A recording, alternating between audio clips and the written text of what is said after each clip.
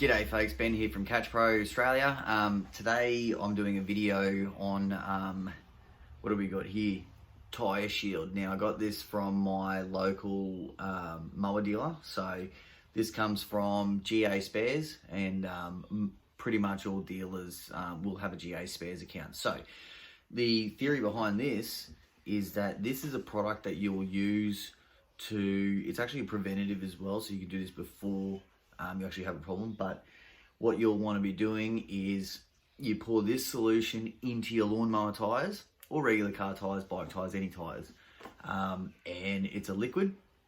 What it does is it stays in there as a liquid, and when you get a puncture, as soon as this stuff is exposed to the outside elements, it forms a seal and it immediately seals that puncture. So some of my followers or people that have seen any of our videos know that I've had incredible troubles on all my ride-on mowers, just with the puncture here, puncture there,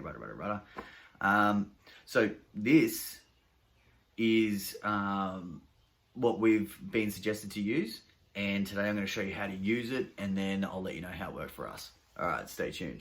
So, as you can see here on my Bradley mower, this rear tyre, it looks worse than what it is.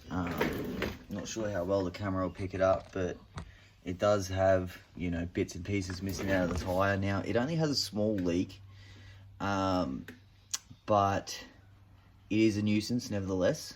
So we're going to go through the process now.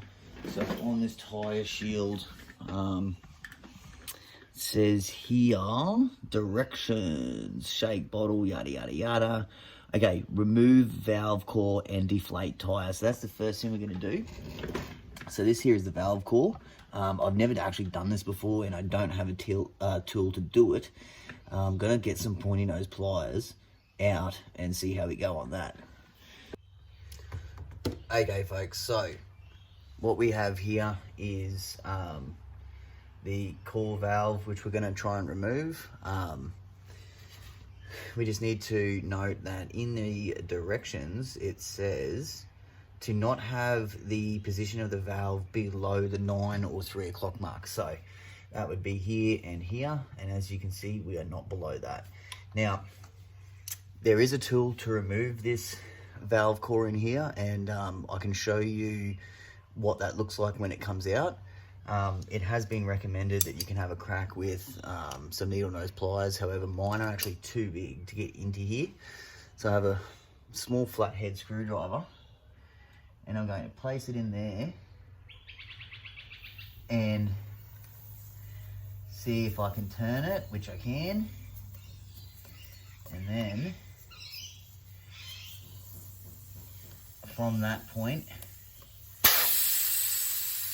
now, I would also like to point out, this is the piece here, and do not lose it. I was lucky that I haven't lost that piece.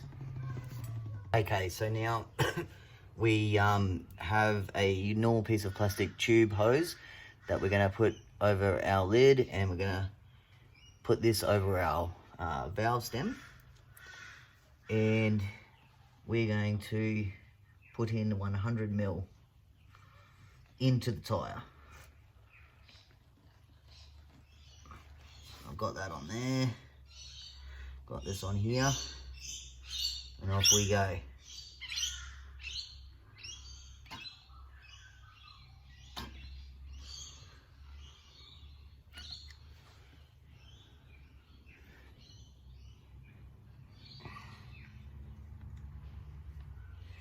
There is actually markings on here,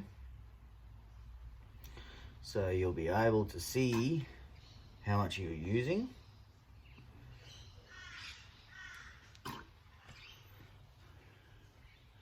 So I've gone just over the required amount. So we can remove this. Place the cap back on. You can see we've got some build-up residue here. What we're going to do is we're going to get a compressor. Just get a little bit of compressed air to clean that up, because that's actually going to form a hard goo now. And then we're going to install this. Now that we have our valve stem nice and clear, we're going to install this, and I'm hoping I'm able to screw this back in with this. Otherwise, I'm in big trouble. Now it is screwing in nicely, which is cool. Okay, so we have the valve core back in, the valve stem is clean. We're just going to inflate to the recommended 22 PSI.